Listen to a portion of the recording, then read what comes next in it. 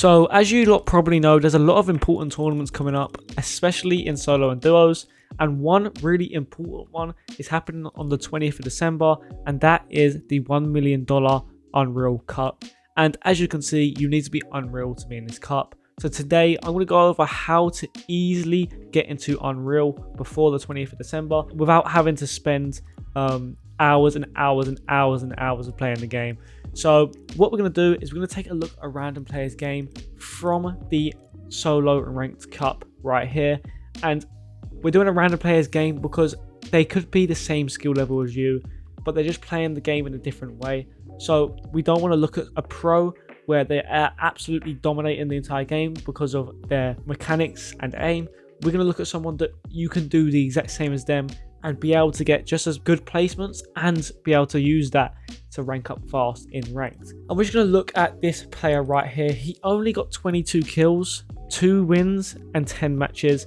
And this isn't a large amount of kills. As you can see, he's only getting from 5 to 2 to 1 a game. But he's placed so consistently throughout these games, and we're going to take a look at why. So recently they changed how ranked works, and they only made small changes, but all they've done is they made it so when you place higher up, you actually get a lot more percentage than you used to. So this is our player right here, and let's take a look at where he drops. So as we can see, he's dropping at a place that will most likely not have anyone there, and he obviously has a little route for getting loot here. The reason it looks like he's landing here is because number one, there is so many mats, it's insane. There's mats everywhere. Number two, he knows he can get shield without actually having to pop any or many of his holdable shields, such as his minis. So the only thing he's popped here is 2 minis, and he's already on 195 health because of the 2 slurp barrels, and also because of the mushrooms that he found as well. As you can see already, he has a route, he has a plan right there. He landed on the little house there, knew there was a slurp barrel, grabbed the chest, grabbed all the chests in the cave which he knew was there, and this is a really good way to start. And the one thing we can take away from this is landed in a secluded area, I think that's how you say it, but landing in an area where not many players will land. And what this allows, especially with this season's ranked and the way the new ranked works, not having kills for the first, as you can see, he doesn't get a single kill till endgame. That is completely fine and will actually be beneficial. So as you can see here, he's just going to go around looting for most of this game. Let's take a look at his mats and stuff at this point in the game. Probably about halfway here. 135 mats. He's 5'5", 365. Look at how he's playing. He's built metal because he knows he wants to stay here for quite a while into the game. He's probably been here for quite a while as well, and he's not trying to take any unnecessary fights. He can hear fighting on around it, going on around him, and he uses this as an opportunity to rotate, I'm guessing. Yep, so he hears the fighting, uses that as an opportunity to rotate rather than trying to jump in, get involved and get third party. Because although he could do that, he, number one, can see the zone is pulling. Number two, wants to get in a good position. So in my opinion, positioning is the most important thing to do well in tournaments this season. You could have the best mechanics, you could have the best aim, you could have the best fighting IQ, but if you're in a bad position, you're going to be just cooked for the rest of the game. He gets a little tag off here, and let's see what he does. So he gets the damage off, and I'm guessing he's just going to disengage because he doesn't get the kill. Will he look for another tag? Yeah. So what he's seen here, he's got a tag on the player, and he knows he doesn't have to push, and he knows zone is coming. So he would rather get in a good position before fully jumping in and taking that whole fight and risk getting taken out in a really stupid way. There is actually someone above him. Whether or not he'll get beamed by them, we'll see. No, he doesn't. Doesn't take a shot here. It just sneaks around. So as we can see, he's playing it very passive, and this is something all of you could do. The one thing that is very impressive and you can't just do for any reason is his rotates. The way he's rotating around players right now is very impressive. He's using little slots and little gaps and little moments to actually be able to rotate safely without taking any damage. A good example of that was just as soon as he heard some fighting, he just rocketed straight up and then got moving. As you can see, he drops down there so he doesn't get beamed from the players up top when in the animation. And once again, does a great rotate. And everything we've seen so far is something anyone I know can do. He's not even taken a fight yet. All he's done is smartly moved around players and just played everything very safe. And this isn't bad to do. Most pro players will have a game where they do this. As you can see here, good rotate once again. As we can see, I'm actually going to rewind that and we're going to take a look at that really quickly as well. He's sitting here and he's actually waiting for that player to move because you can see he's a threat. So he sees this geezer. Is that his name? Yep, geezer is sitting up there and that geezer is looking for tags.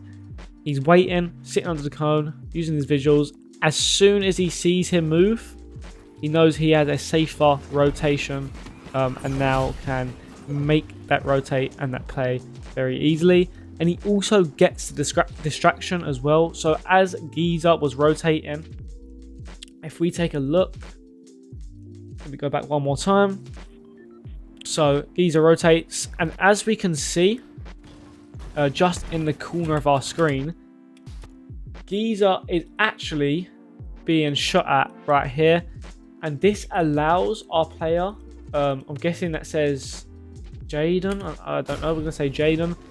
A very nice, easy way to rotate, and he doesn't get focused at all here within this rotate. He drops just outside of that circle right there, and is able to just, I'm guessing, tunnel straight through. Make sure he has all the walls he needs, and now he's just going to look for some beams, look for some tags. He's going to get them very easily. So once again, positioning here is great. He's in a really nice position this whole game, and every time he's not, he waits for the right moment to move. So he's just playing this really well, making sure he's staying in the box, not bringing too much attention to himself, crouching when he needs to, and he's running back through his own builds there, so he doesn't have to waste too many mats. And now, once again, in a great position. This is what I'm talking about. Positioning is very important. He's in a great position once again in front of a lot of players. And now he can just jump to the side, rebox, in zone. And now he doesn't have to move too much. And he's going to look for the kill here. A little refresh. And he's most likely going to get it. There we go. Very easily. And now he has an easy refresh and has taken no risks to that fight. If you saw the mats right there, he still got great mats, especially because of that refresh. But not too bad on mats, and he'll probably look for another refresh in a second. Let's carry on fast forward. Really nice rotate once again. Does get tagged a little bit there. Gets a nice tag on the player, and now he's going to look for the second refresh.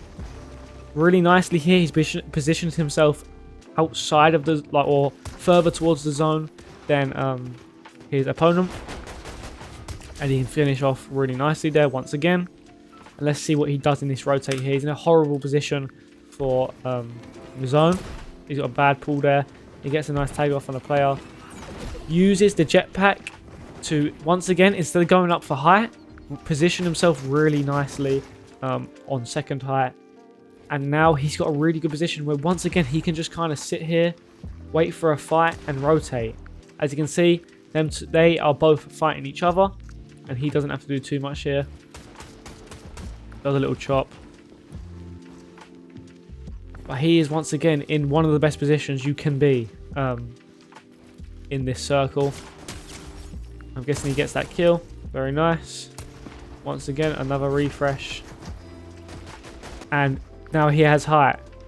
So all we're seeing here is there's not an insane level of mechanics. There's not an insane level. Well, there's hardly anything. I've only ever seen him do single edits in this entire game. These are just all single edits. Nothing special at all. He hasn't got the greatest aim.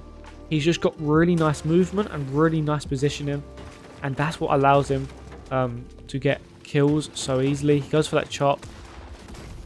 I think he actually wins from the self-revive. Yeah, he actually does.